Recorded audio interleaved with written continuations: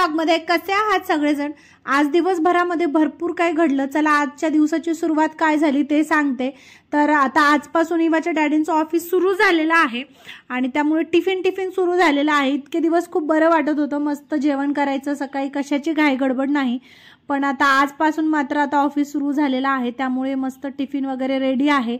आणि मी हा स्वयंपाक केलेला नाही, कारण आता मावशीला लावले मी सकाळी, मला सगळ्या गोष्टी मॅनेज होत नव्हत्या, थोडंसं लेट होऊ लागलं, त्यामुळे म्हटलं स्वयंपाकासाठी मावशीला लावूया। तर मावशीनी मस्त पोळी भाजी बनवून घेतलेली आहे, मी फक्त आता पॅक करते। भांडे वगैरे राहिलेले आहेत त्यांच्या, तोपर्यंत ते दुसरे एक दोन घरं करून येतील आणि मग भांडे करतील, कारण आता मधल्या वेळेत जर ते भांडे आणि फरशी करत असतील तर मला थोडंसं धावपळ होते। म्हटलं आता जोपर्यंत ते येत नाहीत ना तर किचन ओटा क्लीन करून घ्यावा। आणि तसंही 10 मिनिटाचा वेळ होता माझ्याकडे, कारण इवाचे डॅडी रेडी होते, त्यांचं ऑफिस घराच्या जवळच आहे, त्यामुळे मी त्यांना सोडून येते आणि त्यांना सोडून आल्याच्या नंतर मी लगेचच इवालाही सोडते आणि दोघांनाही घेण्यासाठीही जाते। त्यामुळे माझा भरपूर वेळ त्यांना आणण्या नेण्यातच जातो। पण त्या एका गोष्टीमुळे माझे खूप सारे पैसे पण वाचतात, कारण ऑटोला मला खूप पैसे द्यावे लागायचे, त्यामुळे मग मी डिसिजन घेतलं की त्या दोघांनाही मीच सोडणार। जोपर्यंत ते रेडी होत नाही तोपर्यंत मी मस्त किचन ओटावर एकदम मोठं पाणी टाकून दिलं, मोठं म्हणजे डायरेक्ट पातेल्यानेच पाणी टाकलं मी, कारण आता वेळ नव्हता, 10 मिनिटात मला पूर्ण किचन ओटा धुवून घ्यायचा होता।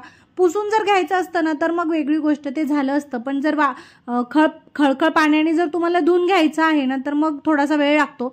तिथलीच भांड्याची घासणी घेतली, तिथलीच साबण घेतली, वेगळं काही घेतलं नाही, मस्त त्याला अगोदर सगळीकडे घासून घेतलं। सुरुवातीला असं वाटलं की गॅस वगैरे घासून नाही घेणार, कारण तेवढा वेळ नाही मिळणार, पण किचन ओटा जरी क्लीन केला ना तर गॅस रात्री झोपते वेळी क्लीन करू।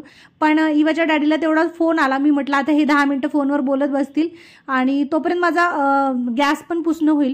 पटापट त्याच्यावरची जी पातेले आहेत ती बाजूला काढून घेतली आणि मस्त साबण वगैरे लावून त्याला व्यवस्थित घासून घेतलं। मला जास्त वेळ लागला नाही। ऍक्च्युली काय होतं, जर मी निवांत असते ना तर मला जवळजवळ अर्धा तास लागला असता किचन ओटा क्लीन करण्यासाठी, पण मी निवांत नव्हते, मला खूप घाई गडबड होती, त्याच्यामुळे मी फटाफट 10 मिनिटात ते सगळं आवरून, सकाळची कामं जर सकाळी लवकर झाली ना तर मग पूर्ण दिवसभरामध्ये भरपूर वेळ भेटतो दुसऱ्या गोष्टी करण्यासाठी।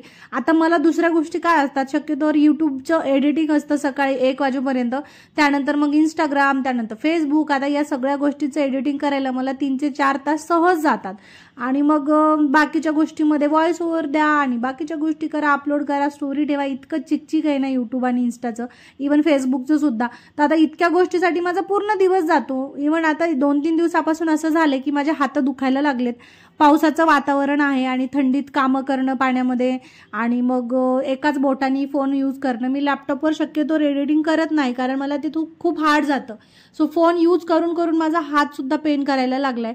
आणि एनिवे कधी ना कधी मला त्याचं फोन मिळेलच। आणि मस्त किचन ओटा क्लीन करून घेतला मी आणि त्यानंतर मी इवाच्या डॅडीला अगोदर सोडून आले। त्यांना सोडून आल्याच्या नंतर मला परत मग इवाला सोडण्यासाठी वेळ होता, मी इवाला मस्तपैकी रेडी केलं, रेडी करून थोडासा तिचा अभ्यास घेतला आणि अभ्यास वगैरे घेणं झाल्याच्या नंतर तिलाही सोडून। काही लोकांना असं वाटतं की हिच्याकडे तर कामाला बाई आहे, स्वयंपाकाला बाई आहे, तर हिला कायच कामं असतील, पण तसं नाही। स्वयंपाकाला जरी बाई असेल, भांडे फरशीला जरी असेल ना तर तुम्ही व्हिडिओमध्ये बघत असाल मला किती कामं असतात। माझ्या घरी दुसरं कोणी मला आवरण्यासाठी येत नाही, मी घरून जरी यूट्यूब किंवा फेसबुक चालवत असले ना तरी सुद्धा ते एका ड्युटीपेक्षा कमी नाही। इव्हन ड्युटीला सुट्टी तरी असतं, मी एक दिवस सुद्धा सुट्टी घेत नाही।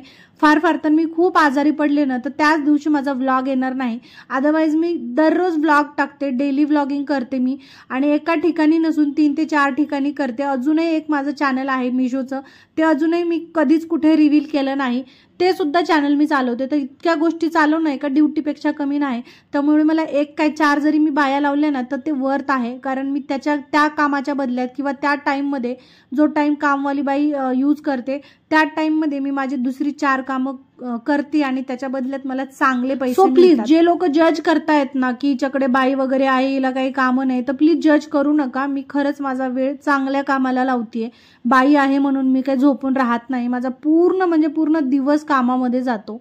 एनिवे त्यानंतर मस्तपैकी रेडी झाले. म्हटलं घराला आवरण्यामध्ये इतका वेळ घालते मी, स्वतःला आवरण्यामध्ये 1-2 मिनिटं देण्याला काय हरकत आहे. मस्त माझ्या आवडीचं लिप ग्लॉस लावलं आणि त्यानंतर बॉडी स्प्रे लावून मस्त इवाला आणायला गेले. इवाला आणलं आणि त्यानंतर मात्र मी जास्त काही शूट केलं नाही. पण एक गोष्ट मात्र आज आमच्यासोबत नवीन घडली. ती गोष्ट म्हणजे रात्री आम्ही जेवण वगैरे करून झोपायला गेलो. 10-10:30 वाजले असतील आणि त्यानंतर खूप जोराचा पाऊस आला. आता त्या पावसामध्ये आम्हाला एक आवाज येत होता. तो आवाज होता कुत्र्याच्या पिल्लांचा. थोडा वेळ आम्ही इग्नोर केलं, पण त्यानंतर मात्र आम्ही इग्नोर करू शकलो नाही, कारण ते रडत होते. त्यामुळे झोप मोड करून आम्ही खाली गेलो. आमच्याकडे थोडंसं दूधही होतं, ते दूध घेऊन मी खाली गेले. म्हटलं भूक वगैरे लागली असेल, असं काही झालं असेल. आणि असं वाटलं नव्हतं की ते पिले जे आहेत ते उघडे असतील, कारण बऱ्याच वेळा काय होतं, जिथे कुठे नवीन बेबीज जन्मतात ते एकतर कारच्या खाली किंवा अशा ठिकाणी असतात, म्हणजे सेफ ठिकाणी असतात. पण इवा असं बोलली की मम्मी मी दुपारी बघून आले, ते कुत्रे जे आहेत ते एका झाडाखाली आहेत आणि आता पावसामुळे ते भिजत असतील आणि त्यामुळे रडत असतील. खाली गेल्यानंतर खूप शोधले मी. पाऊसही भरपूर होता. एकतर इतक्या पावसात जाणं खूप रिस्की होतं, कारण खूप थंडीचं वातावरण होतं. मला थंडी सहन होत नाही. पण गेले, शोधले आणि शोधल्यानंतर मला काय मात्र ते भेटले नाही. आमचा असा प्लॅन होता की ते कुत्रे जर ओपन स्पेसमध्ये असतील तर त्यांना एखाद्या कारच्या खाली शिफ्ट करावं, म्हणजे जेणेकरून त्यांना पाऊस पडणार नाही, म्हणजे भिजणार नाहीत ते. पण ते काय मला भेटले नाहीत. आणि तेवढ्यात असं झालं की लाईट गेली. इवाचे डॅडी पण वॉचमॅनची छत्री घेऊन माझ्या बरोबर आले.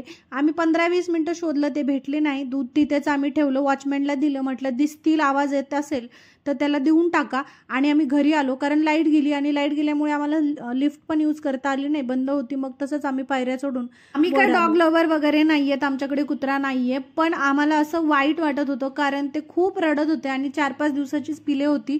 आम्ही आमचा प्रयत्न केला, आम्ही दूध देऊन आलो आणि शोधण्याचाही प्रयत्न केला, पण ते कुठेतरी ते गेली होती निघून, कोणातरी कार खाली वगैरे बसली असेल. सो मी माझा मात्र प्रयत्न केला. 12-12:30 वाजले होते आणि इतक्या रात्री बाहेर जाणंही खूप रिस्की होतं. सो आम्ही म्हटलं चला उद्या विचारू, म्हणजे उद्या चेक करू. चला, आजचा ब्लॉग आवडला असेल तर लाईक करा. भेटू उद्याच्या ब्लॉगमध्ये. Thank you for watching. बाय.